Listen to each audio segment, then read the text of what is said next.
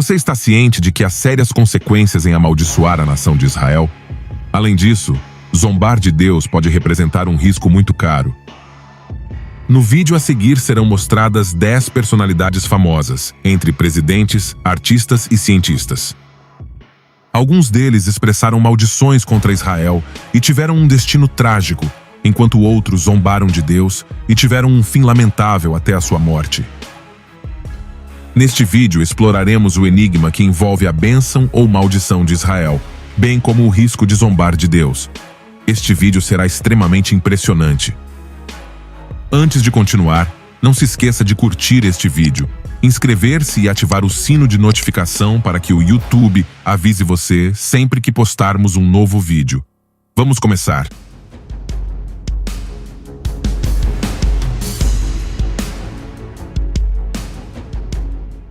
Israel é uma nação notável cuja história está registrada nas páginas da Bíblia. A sua origem remonta aos tempos antigos, começando com o patriarca Abraão, a quem Deus chamou para deixar a sua terra e os seus parentes. Deus fez promessas a ele que teriam um impacto significativo em toda a humanidade. É inegável que o povo de Israel é o escolhido de Deus. Portanto, ele protege esta nação e fará cumprir suas promessas se alguém tentar prejudicar este povo escolhido.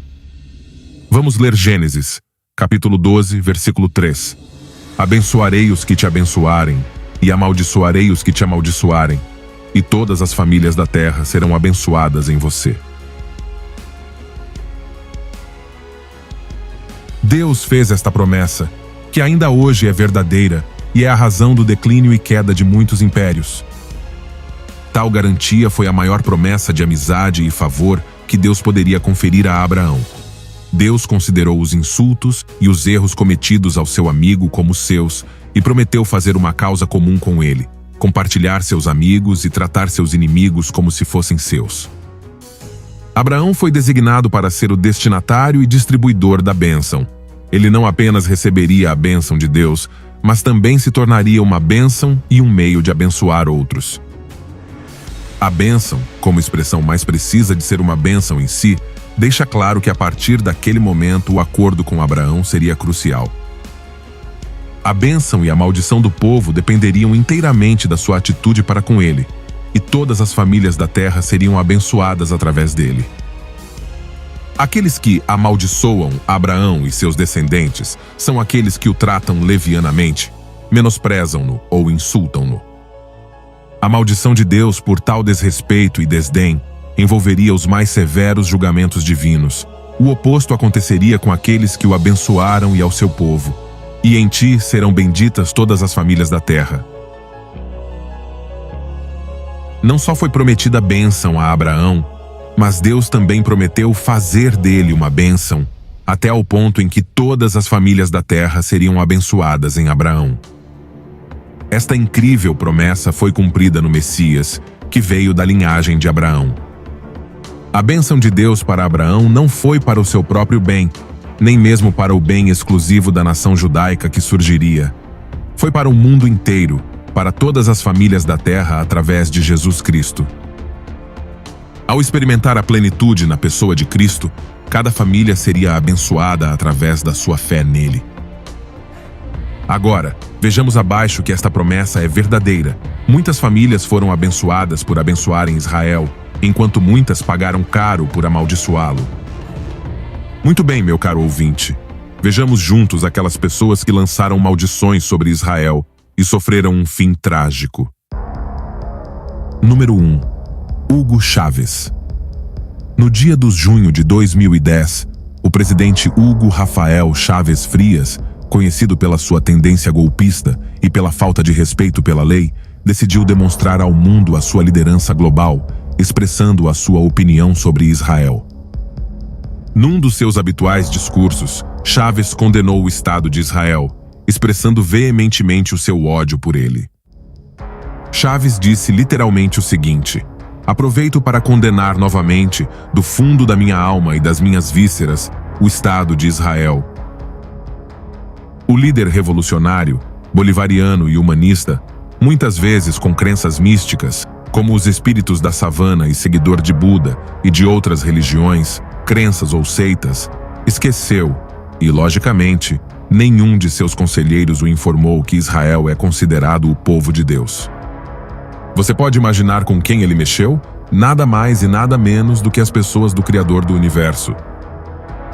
Chaves não hesitou em amaldiçoar Israel em rede nacional, algo que foi aplaudido pelos círculos intelectuais em toda a América Latina. Não foi apenas o acto de amaldiçoar Israel que levou a Venezuela a uma miséria profunda. É curioso como o cancro de Hugo Chávez teve origem na parte do seu corpo de onde surgiu a maldição que lançou contra Israel. Naquela época, Chávez era o chefe da Venezuela e, ao amaldiçoar Israel, ele não só trouxe maldições sobre si mesmo, mas também sobre a nação. Ninguém poderia ajudar Chávez, nem mesmo os mais prestigiosos e proeminentes médicos cubanos, pois ninguém pode zombar de Deus e do seu povo, porque o julgamento cairá sobre ele. Finalmente, em 5 de março de 2013, Hugo Chávez, então presidente da Venezuela, morreu aos 58 anos, após uma batalha de 2 anos contra o cancro e mais de 13 anos à frente do país.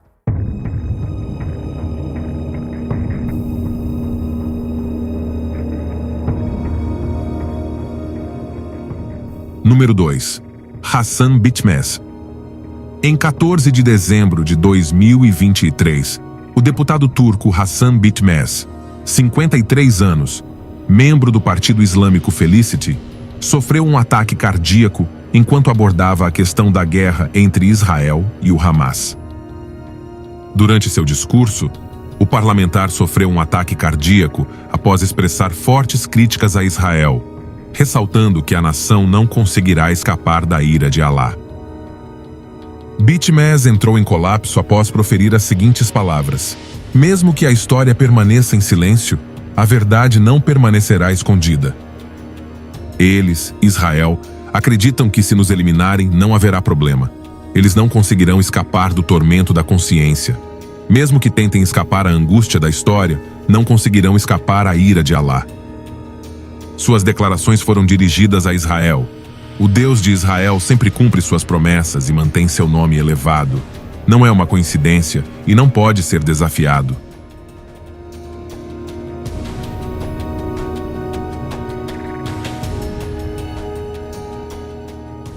Número 3. Saddam Hussein. O ditador Saddam Hussein não só amaldiçoou Israel, mas ousou bombardear Israel. Saddam Hussein é o ditador islâmico conhecido por usar versos do Alcorão para exterminar a população civil do seu país.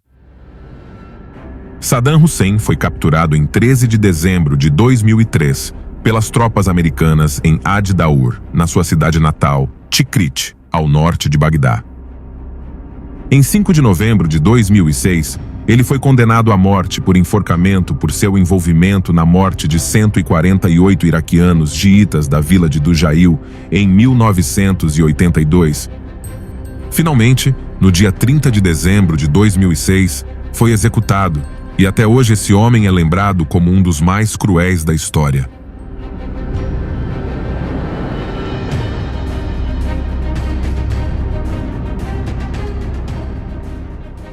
Número 4. Muammar Muhammad Abu Miniar Gaddafi. Foi militar, político, ditador e líder líbio, que governou o seu país durante 42 anos, a partir do 1º dia de setembro de 1969. Depois de se formar em direito, liderou a Revolução de 1 de setembro de 1969 que derrubou o rei Idris, o primeiro da Líbia, substituindo o Reino da Líbia por um Estado com um novo sistema de governo. E embora a partir de 1979 não tenha exercido nenhum cargo público, desde então reivindicou o título de líder e guia da revolução. Gaddafi amaldiçoou Israel enquanto se entregava a bombardear e disparar contra opositores do seu regime. O número exato de líbios torturados por simplesmente criticarem a sua ditadura é desconhecido. Gaddafi foi um grande patrocinador do terrorismo internacional. A morte de Gaddafi foi horrível, da mesma forma que ele tratou os seus inimigos. Apesar de pedir e implorar por misericórdia, ele foi executado da pior forma.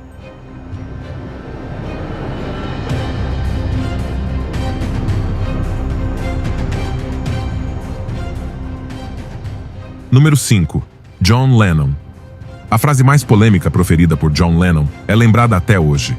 Tudo aconteceu em março de 1966, durante uma entrevista para um jornal londrino. Maureen Cleave, jornalista, visitou a casa do Beatle para realizar uma entrevista que retratou o dia a dia de cada integrante da banda. Foi nesse momento, sem avisar, que Lennon pronunciou uma frase que ameaçava a continuidade dos Beatles.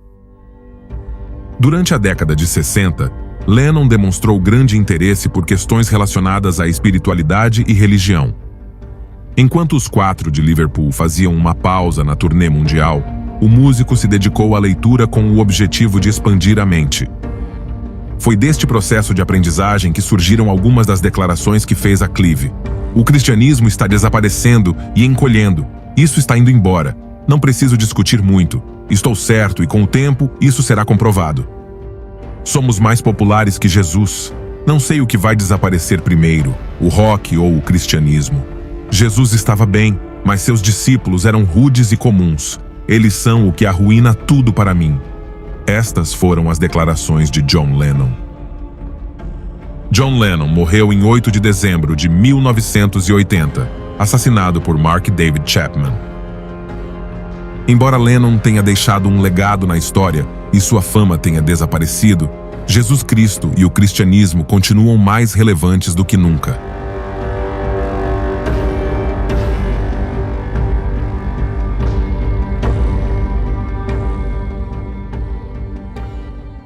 Número 6. Christine Hewitt. A famosa apresentadora de televisão jamaicana ficou conhecida por suas controversas declarações desafiadoras a Deus e à Bíblia durante um programa ao vivo, afirmando: "A Bíblia, a palavra de Deus, foi o pior livro já escrito."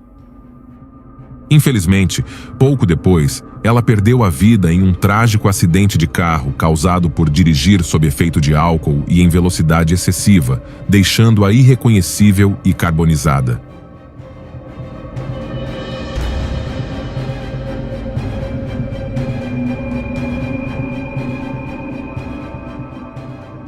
Número 7. Cazuza, o compositor, cantor e poeta brasileiro bissexual, filho único do produtor fonográfico João Araújo e da cantora Maria Lúcia Araújo. Cazuza sempre teve contato com música e literatura. Influenciado desde criança pelos fortes valores da música brasileira, preferiu temas dramáticos e melancólicos. Durante uma apresentação no Rio de Janeiro, enquanto fumava seu cigarro, ele exalou um pouco de fumaça no ar e disse: "Deus, isso é para você." Algum tempo depois, finalmente, Cazuza morreu aos 32 anos de AIDS de uma forma horrível.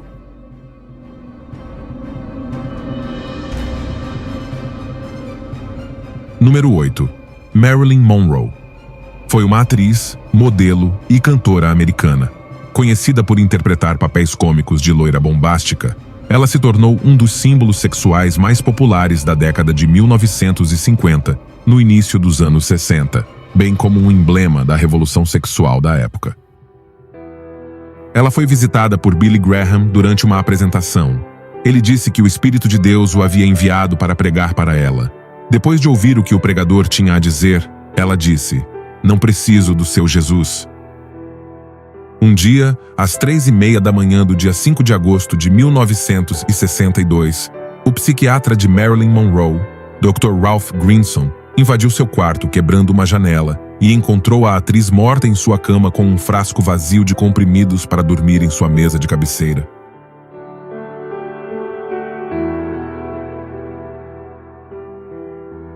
Número 9. Stephen Hawking. O cientista Stephen Hawking enfrentou duas questões que costumam estar interligadas durante toda a sua vida. A primeira: como o universo foi criado? Para tentar respondê-la, dedicou-se ao estudo da teoria do Big Bang e da teoria de tudo, duas de suas maiores contribuições para a ciência, com as quais tentou explicar a origem do universo. Ambos, embora bastante complexos, levaram-no a uma conclusão simples e contundente: não é necessário invocar Deus para acender o pavio e dar partida no universo. E assim, ele escreveu em seu livro The Grand Design, em 2010.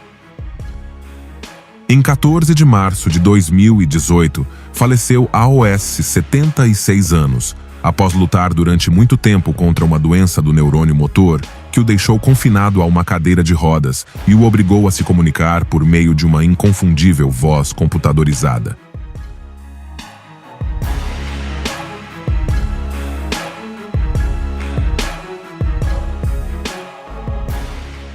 Número 10. Joseph Bruce Ismay. Foi um empresário britânico que atuou como presidente e diretor da linha de navios a vapor White Star Line.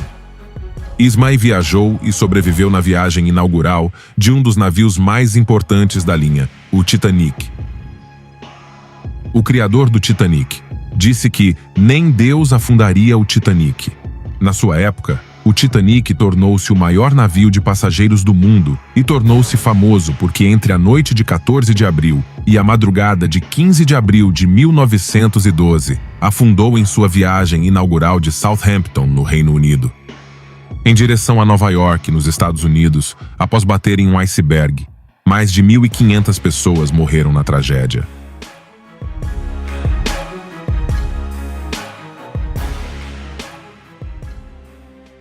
Queridos ouvintes, apresentamos a vocês um exemplo de homens que zombaram de Deus e não ficaram impunes diante de sua retribuição.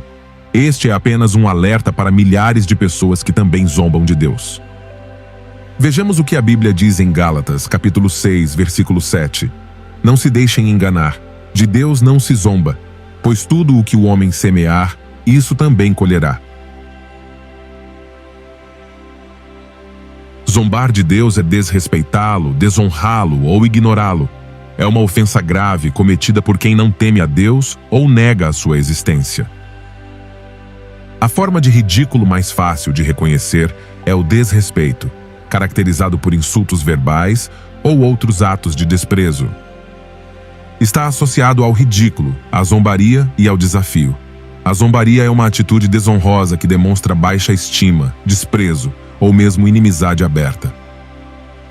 Na Bíblia, a zombaria é um comportamento e uma atitude demonstrada pelos tolos, pelos maus, pelos inimigos, pelos que odeiam o conhecimento, pelos orgulhosos e pelos que não podem ser ensinados.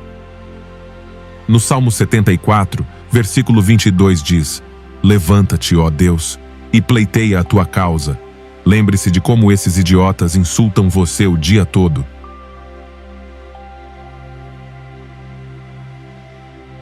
Um escarnecedor vai além da simples falta de julgamento para fazer uma escolha consciente pelo mal. Os escarnecedores não têm espírito de obediência, ensino, discernimento, sabedoria, adoração ou fé.